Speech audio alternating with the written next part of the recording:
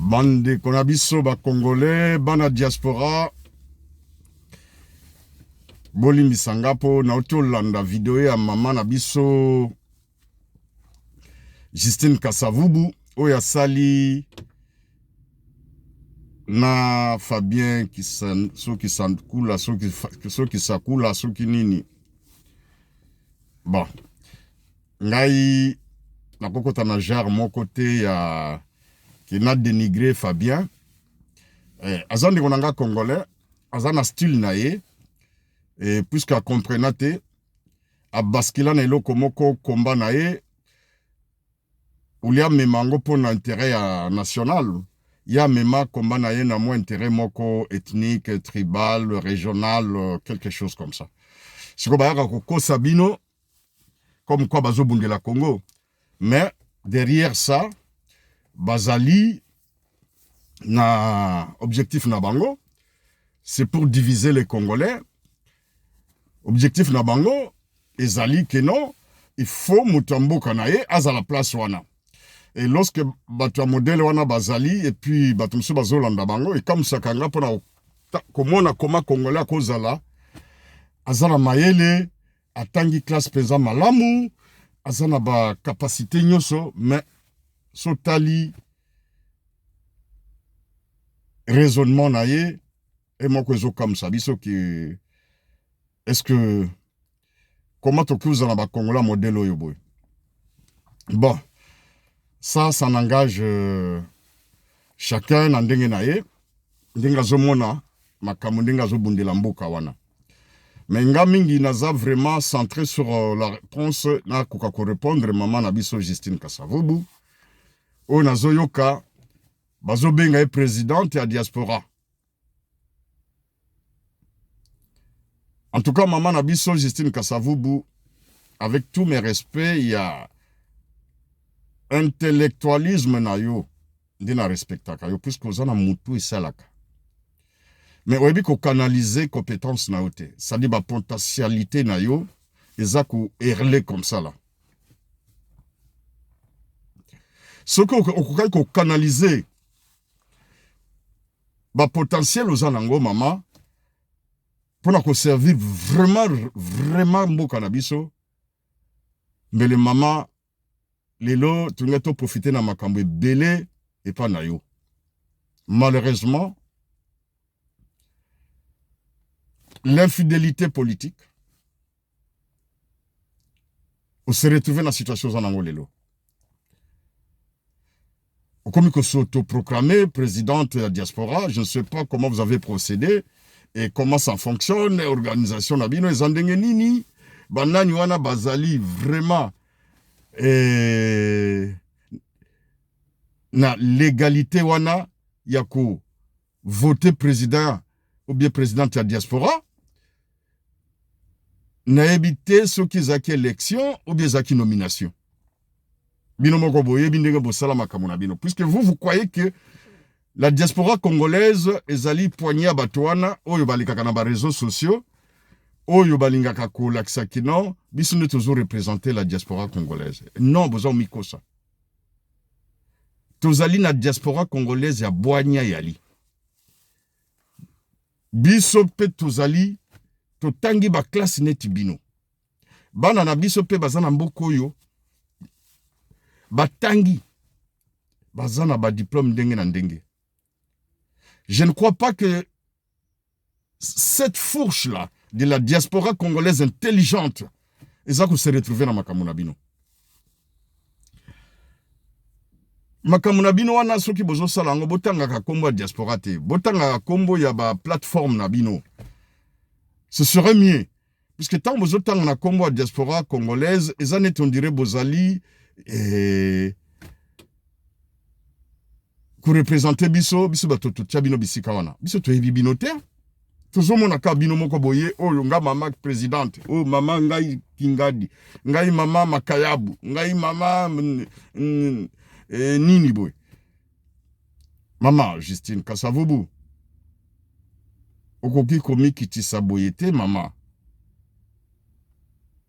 Moutamayele tout d'abord présidente ou bien président maman il faut se rassembler. Oui, c'est vrai. Ce qui est wana, ozoya ko défendre, de noma yo présidente, na bango, il faut le barakinaza présidente ya peuple mokonzi, ya bazairwa. Pour bango baza ba congolais, te bango baza bazairwa. Mais je ne sais pas comment vraiment baza ko s'inviter na débat ya problème ya Congo, puisque Zaïre, de bango bazolobela. Mais na habité so Zaïre, ils ko se retrouver na sphère nini ya monde, ceux qui zawa puis ceux qui Zaïre, ils en kati ya France, Belgique, na habité. Mais biso toza ba congolais, toza ko se retrouver na babiloko na bino wana te. Mama tika komi kitisa modèle zo mi kitisa wana. Puisque na landi yo tango sala intervention na yo et pas Fabien qui s'ennuie ka, ceux qui kusanuka, ceux qui kusanuka ka. Maman, il y a beaucoup de ratés.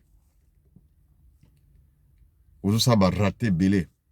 Mais je comprends que ozo l'ingosa récupération puisque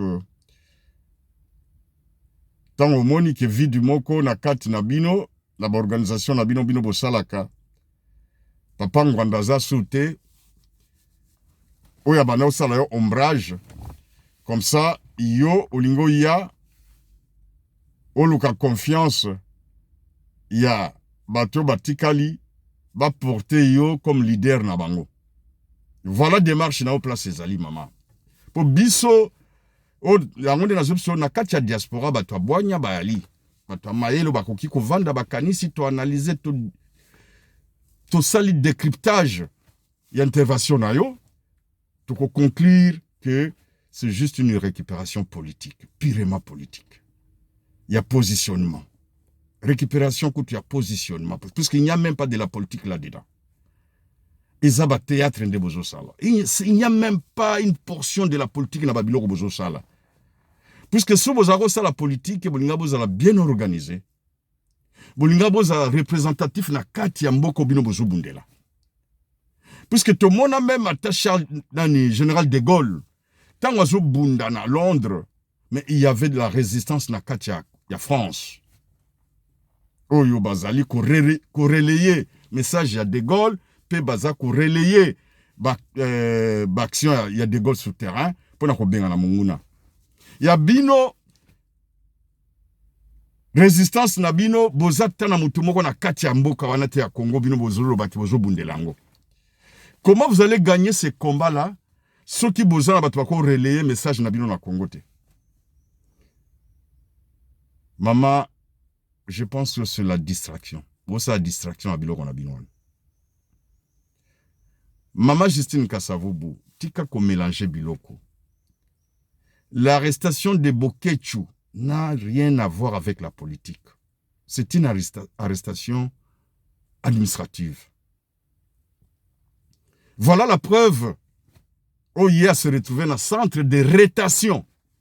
Détention, rétention.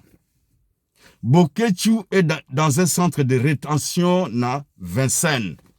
Centre wana batu so bayebi oyo batu bazana ba problème ya mikanda o bazaka en cours de refoulement, en cours ya ko rapatrier bango na bamboka da bango ya origine. C'est un centre de rétention maman. Naza ko marteler en bien rétention, ce n'est pas détention, rétention. Ça dit en attendant ba s'organiser pour na ko rapatrier yo ou bien ko refouler yo. Bokechu azali na problème administratif na gouvernement français puisqu'il a été interdit il y a territoire français. Nazoyo kabino bozolo bawana mingi keno Bokechu azalaki interdit à territoire français mais n'a pas été notifié. Maman, je pense que avant oya ko sa l'intervention na batwana bazoloba pour bayebi makambango ndenge zalaka te maman. Il faut au moins temps ozoloba ko sa présidente ya diaspora il y a que za malamu zala bien entouré, peut-être avec des conseillers au bazana boanya ou bayebi makambo ebele. Pour avant ba edakabino avant bosa ka intervention wana pour bosa ba rater boete. Maman, yo moko yebi botuna batu nyonso oyo bakonesa problème ya séjour lorsque se retrouve na situation à Bokechu botuna bango soki basi ba notifia mutu na kati ya adresse na ye ke Bokechu ozali mutu moko interdit à territoire français. So, wana na lobby soki nanu bakangi yo te. Mais soki ozali na situation irrégulière, à ce moment-là, tu seras notifié comme quoi, monsieur, tu dois quitter le territoire Fulani à partir de date boy. Soki on se maintenir par la force, on se retrouver dans la situation moko ya irrégularité, peut toko refoulé yo. Une fois, on se retrouve dans maï na bango. Bakangi yo. Baza sous son temps, il y a qu'on notifie yo te, puisque tu vas signer les documents sur place. Notification na yo, ezali wana sur place, il y a qu'on notifie yo que il faut quitter territoire na biso. Puisque tu as signé. Opposa qui signature na onakati. Lelo, il n'y a aucune raison pour Nangolo Boké, tu n'as pas été notifié. Pour Aye Bakeno, Azak interdit. Non. Il le savait. Babetsake piano, les empreintes. Boké, tu Azali identifiable. Une fois qu'il a se retrouvé dans Maboko police, ceux qui baké ko betse piano, bakomona ke Boké, tu as été arrêté en 2015 en France, suite boye, Yamakambo Boya Sala, Azalaka même interdit à territoire. Mais ils ont un délai. Ils ont un délai, c'est vrai. Nga nayebi, je ne maîtrise pas son dossier. Nayebi te, ceux qui délai na ezaki à combien de temps? Il faut tout d'abord lever mes wana. Tant que mes wana ils ont levé te, Boké, tu es toujours interdit. Alors, tant qu'on va se retrouver dans un mauvais endroit, dans un mauvais moment, pour des raisons naye, soit Obino Bozako évoqué, qu'il y a manifestation pour qu'on boycotter arriver à Félix na Katia Paris, pour un sommet économique à France-Afrique. Je pense que la police française, Azaki na rôle naye, il y a qu'à mettre la main sur cette personne qui est interdite, il y a territoire na bango. Ça n'a rien à voir avec problème à Félix. Pour Félix, c'est ce qui, alingi que non, à obtenir Moutou à Bokechu, il ne peut pas coller Kabilo Kwandengwana. On pouvait même, na katia tribunal, Boulingabo na même ministère public, Alingaki a évoqué, Alingaki a ça l'accusation, il y a biloko le cas na gare de Lyon, au Bokechu Azalaki, puisque ma vidéo il y a des preuves. Bisope, tout ça nango. C'est au cas qui ko pesa, ko documenter dans le ministère public, que voilà des preuves, il y a action, il y a moto bino bokangi. Mais bomoni bino moko bolandi avocat na bino à lobby, arrestation à Bokechu n'a rien à voir avec Babilo ka commettant na gare de Lyon, na concert à Fali. C'est juste problème et interdiction à territoire français. Il y a un monde de bino bozo sa ba démarche pour bako ka kobimisaye, pour azonge la famille naye, moi si nena bana naye, à se retrouver na mboka naye où yaza résident. Koya ko sangisango na problème politique et maman Justine Kasavubu na moni qui place wana oza ko mériter même pas que baloba koza présidente. Moi je ne me retrouve pas et je ne peux même pas être fier na yo qui yoza la présidente nanga. Tant on a zota raisonnement boy, malgré ça ba récupération maman. Mais naebi koza na ba qualité. Naebi koza na ba qualité. C'est juste une récupération peut-être à positionnement ou bien politique. Maman au lobby dossier M. Sami Balé Keno Boké, tu as été arrêté politiquement parce qu'il avait fait une vidéo avec Guy Lumumba où ils ont dérangé Batebele, puisque l'intervention à Salaka, vidéo à Azako Loba, Azako sensibiliser peuple congolais de façon que roi des Belges, Aye Bakeno, Congolais Balingite Akende na Congo. Maman Justine. Au Coli na Belgique, wana.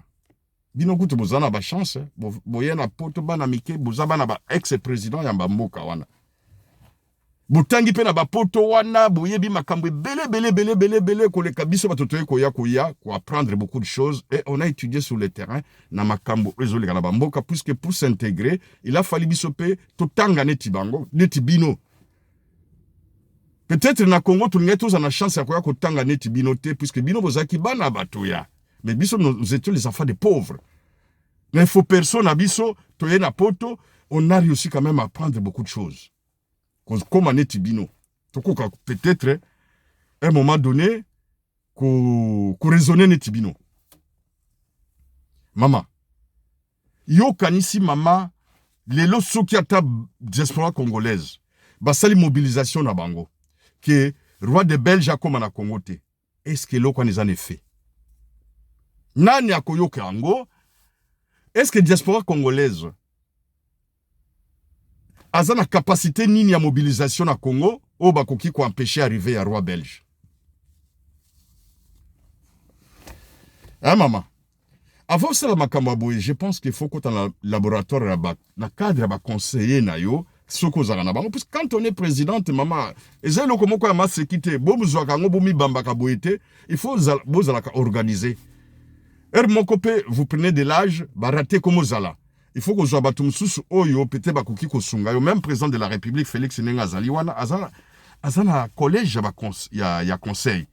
C'est pas pour rien puisque à un moment donné faut quand même aider que non président Talato Salabo. Mais maman sorti non médiatique au Salina Fabien Kusakuna ceux qui sangala ceux qui sakulu ils ont raté. Il a qui si limite na yo maman. Il a qui si vraiment limite na yo. Et je ne peux même pas que maman Justine Kassavou Moutazo Babilo Kwabou. Et Salinga Sony et je suis déçu. Je suis déçu. Parce qu'on a mélangé Bilo comme et le Yomoko Tozolo Bakutu, ça se voit qu'on a la maîtrise nangote. Au lieu d'intervenir, wana kakabayo kakino, bon, maman présidente, moi na naimo kazana boloko, na intervenir pour baye bakino, na loba na ngape, na soutena bukechu, c'est ça. Les locaux yé. Mais yeba ke, ba sorti mususu zakawiye, oye komi baby au s'enfoncer, les places aux asiko, na situation aux anango. Au longo li crédibilité na yo. Puisque mael na yo zanango wana aux akanango, mama soko zaka toujours na IDPS, mais les lelo za musika. Mama soko au salata parti politique na yo moko na Congo, mais les lelo za musika. Mais loko la yo moko mama oza tantôt awa lelo keboye, lelo za na Kabila bakadogo, lelo longwe yo koma na nini, tout ça ozomona les cohérences, ozomona et constance wana mama ndezo sa carrière na yo. Ba cohérence na ona et constance na ndezo sa carrière na yo. Songa na zaki conseiller na ngaki na idée na sens wana. Et je pouvais même vous ramener sur le bon chemin. Mais comme vous courtoyez les gens comme des Boukéchou que vous soutenez, je pense pas que batonné ba ko aider yo. Yango moni carrière na zo kende kaka ndengona. Mais il y a encore le temps que vous pouvez récupérer maman puisque vous avez maïele. Vous avez maïele pe Congo bazana besoin na yo, nous avons besoin ya basi ba mama lokola yo. Mais au sali raté, sorti na yo eza raté. Yeba ki Bokechu n'inquiète personne. Yomoko yebi, ba diaspora bazwa inquiété mo touté. Ba diaspora wana bozolo ba wana za ba diaspora nini. Hein? Moi groupe skill moko boye ya ko finga balati drapeau ya Zaïre, ndebino bozo ka sande ba diaspora. Mais il faut boye ba ke ba diaspora boanya ba ali hein. Ba batama, bazaka médiatisé te, bazaka dans l'ombre. Hein? Ce n'est pas diaspora, bino bomo na ba médian de bo katsakinde diaspora. Toza na ba grand professeur congolais bazana mboko yo. Toza na ba médecin, toza na ba ndenge na ndenge, awa ba juriste ndenge na ndenge na kati ya bamboko yo. Na diaspora dans l'ensemble, dans son ensemble. Ce n'est pas cette diaspora wana pourriture. Oh yo bayaka na kati ya ba média wana ya ba réseaux sociaux, dibino bokati baza penza ko représenter diaspora. Bazo représenter bisote. Biso toza ko se retrouver na combat na bango wana te. Mama zonga moto. Zonga sima, zonga moto. Zonga sima okoma moto mama. En tout cas, respect mingi na pesa kayo. Mais au raté. Bokete za ba problème na ye. Il est notre frère congolais. Azo mené babilo kona ndenge azo sala pona ko se distraire pona moni moto so asala kate. À un moment donné, Bokete n'a jamais travaillé dans sa vie. Le 50 ans Bokete fiche de paye.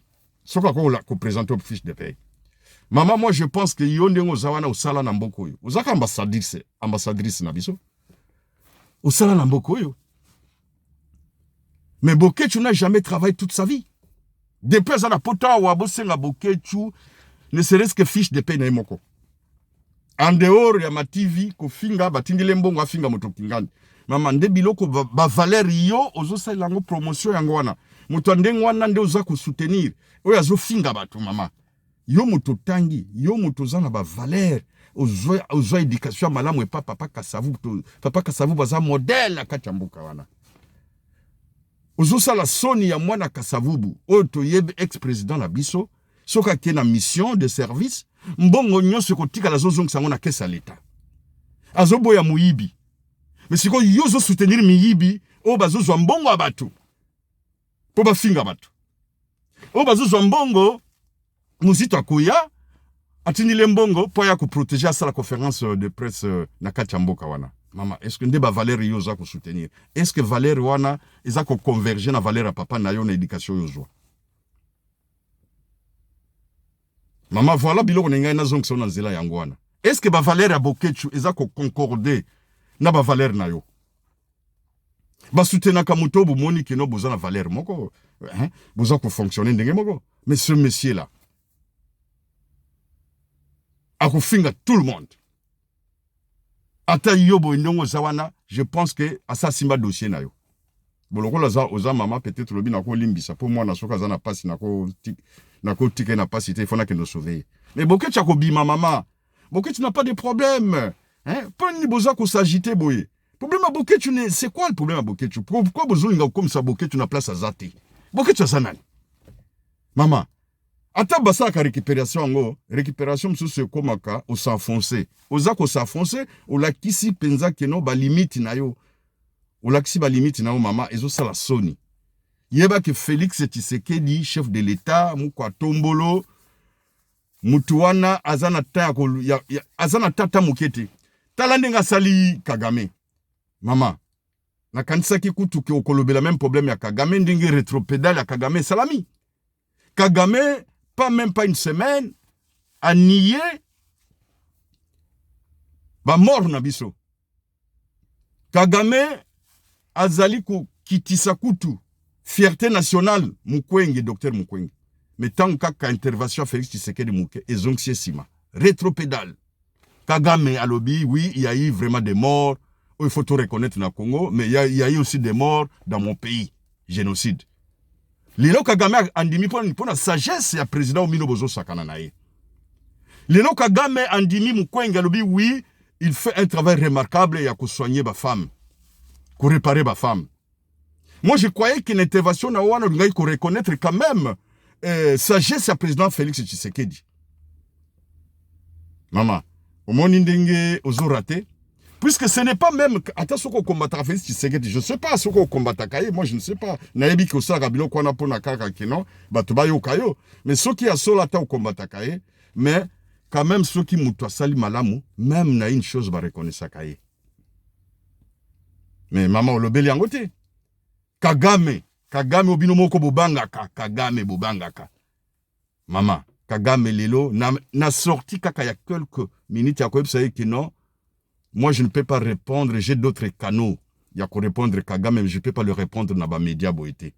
Mais il y a eu quand même des morts. Les rapports mapping n'est pas une émanation, il y a des Congolais. Ils allient à Nations Unies. Kagame a zongi moko sima.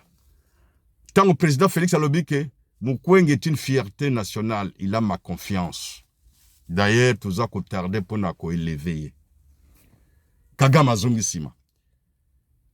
Kanambe, oyo bino bobangaka, oyo bolotaka mikolo nyonso kanambe, basisi lokola mungwa. Ata lisasi l'élite, litangate ya makila. Kaka Félix wana moto asilisiye. Bato bino bozako banga kanambe bozo sala ba marcha wa ikomara fond de commerce la bino kanambe occupation zolobela wana mama. Est-ce que yoko kiko prouver place nini armée moko étrangère za na kati ya mboka na biso na kati ya Congo na minute oyo armée na biso ezobungisa bango te. La kisa biso bisika mama avant le babilo kwa ninga. La kisa biso esika nini armée étrangère za na kati ya mboka wana. La kisa biso esika nini occupation wana zoloba ezali. Mama, biloko mususu occupation ya banani ya pays nini? Mama. Occupation ya pays nini? Rwanda il y avait la complicité, il y avait l'infiltration avec le régime précédent à Kabila.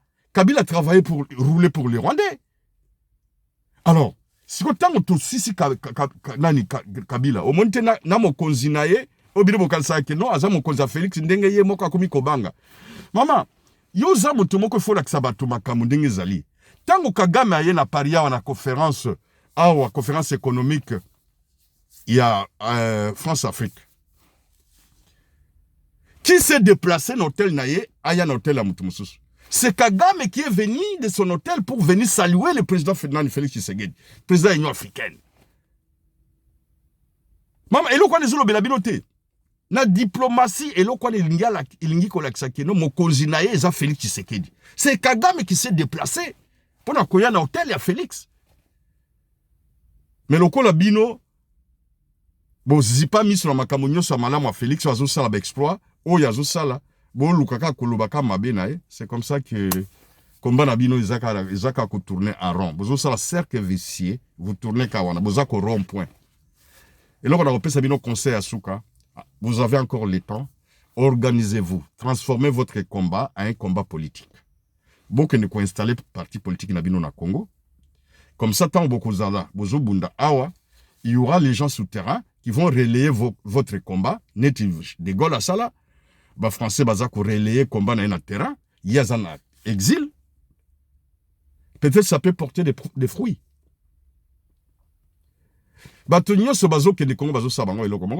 Est-ce que Boké tu as ça l'action ni na katia combat ou mama yozo quand bien besoin quand ça que Boké tu as ça action ni Boké tu as ça l'action était Martin Fallou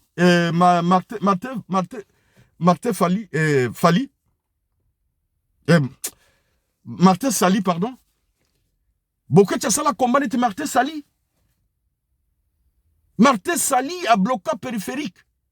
Pour le passage, il y a Kagame dans Bokoyo.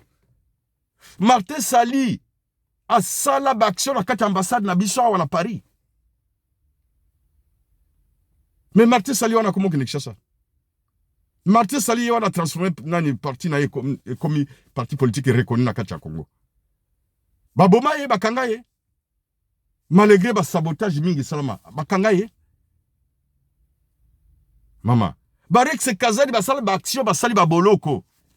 Bodombo bazala kati ya mboka oyo. Félix Asatina bakangilanga odombo. Ndenga zokosa ke na moni balingi babomanga ndenge baboma papa Ngwanda bakomo lukaba lukisanga bakomi ko menacer nga babomanga. Tala botika ba distraction quoi. Odombo bakeno bumaye bazwani. Bakozwani na odombo. Odombo asa eloko dine odombo peza oyo soki babomiye. Papa Ngwanda kutu azalaka. Baboma ete. Papa Ngwanda baboma ete. Kaka odombo wana, kaka odombo atabino moko. Kaka odombo wana bakeno bomaye. Odombo représente quoi? Papa Ngwanda kutu. Abane ko sama kamone batkala ko boma ete kaka ye. Bomoni teke bosa ba distraction. Boti ko kosa peuple congolais.